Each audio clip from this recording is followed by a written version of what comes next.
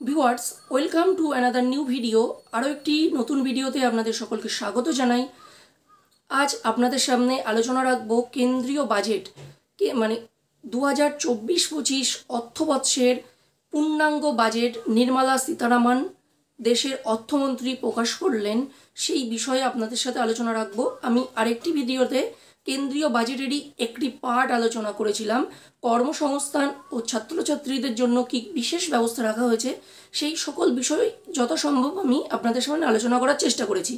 আজ আপনাদের সাথে আলোচনা করব দেশের কৃষিক্ষেত্র নিয়ে, অর্থাৎ কৃষি সেক্টরটিকে মানে আমাদের জন্য কি কি বিষয় এবার অর্থ বাজেটে অর্থাৎ 24-25 অর্থ বাজেটে কী কী বিষয় রাখলেন, সেই বিষয়ে আপনাদের সাথে আলোচনা রাখবো।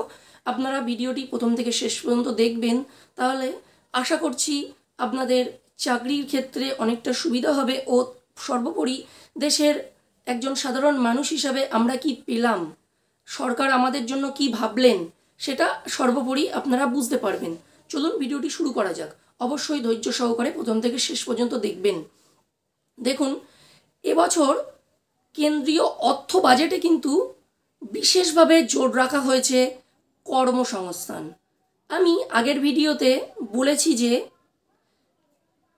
কর্মসংস্থান কিন্তু সরকারের এখন দ্বিতীয় প্রধান লক্ষ্য, আর ছাত্রছাত্রীরাই তো পরবর্তীতে কর্মসংস্থান হবে, তাই তাদের জন্য বিশেষ কিছু ব্যবস্থা রাখা হয়েছিল।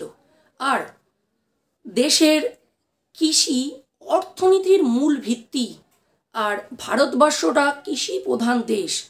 কৃষিতে যদি উন্নত না হয় তাহলে কিন্তু আমাদের দেশ উন্নত হবে না এবং উন্নতির শিখরে পৌঁছাবে না। তাই নির্মলা সীতারামন বাজেটের প্রথমেই তিনি একটি কথা স্পষ্টভাবে বলেছেন, এখন থেকে কেন্দ্র ও রাজ্য একযোগে কাজ করবে, একসাথে কাজ করে দেশের মানুষের উন্নতির পথে এগিয়ে নিয়ে যাবে। এবছর সর্বোচ্চ 1.5 লক্ষ কোটি টাকা কিন্তু কৃষিক্ষেত্রে মানে যে অর্থ বাজেট সেটা কিন্তু বরাদ্দ করা হয়েছে। বিশেষভাবে জোর দেওয়া হয়েছে ডাল জাতীয় শস্য, তৈলবীজ জাতীয় শস্য, যেগুলি আমাদের অন্য দেশ থেকে আমদানি করতে হতো, তার উপরে কিন্তু বিশেষভাবে জোর দেওয়া হয়েছে এই কেন্দ্রীয় অর্থ বাজেটে।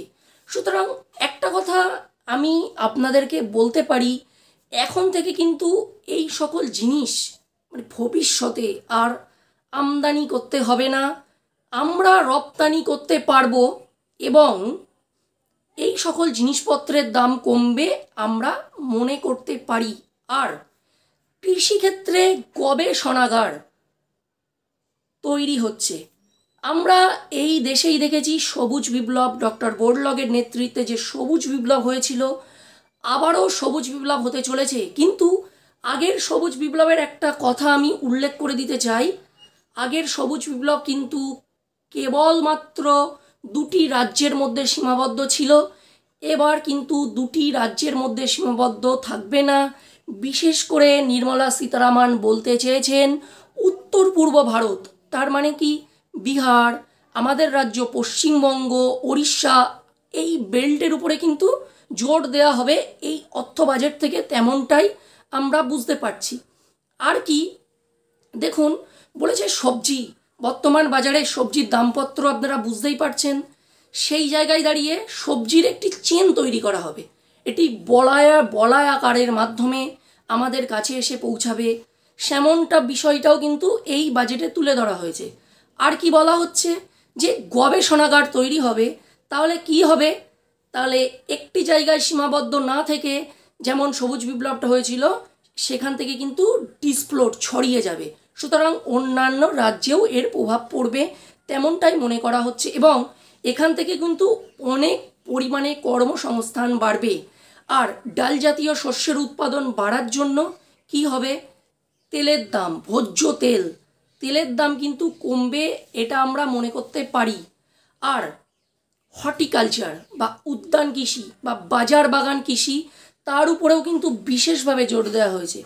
এখান থেকে আমরা কি কি বুঝতে পারি, ফুল ফল ও শাকসবজি, এর উপরেও কিন্তু বিশেষভাবে জোর দেওয়া হয়েছে। কৃষিক্ষেত্রকে শিল্পর সাথে সামঞ্জস্য রাখা হবে, যাতে কৃষিক্ষেত্র আরও প্রচুর পরিমাণে এগিয়ে যায় সেই বিষয়টি কিন্তু রাখা হচ্ছে। আজ এই ছিল মূল ভিডিও। দেখা হচ্ছে পরবর্তী ভিডিওতে। ততক্ষণ পর্যন্ত সকলে সুস্থ থাকবেন ও ভালো থাকবেন। দেখা হবে পরের একটি ভিডিওতে। আজ ভিডিও এই পর্যন্ত। ভিডিওটি প্রথম থেকে শেষ পর্যন্ত দেখার জন্য সকলকে অসংখ্য ধন্যবাদ।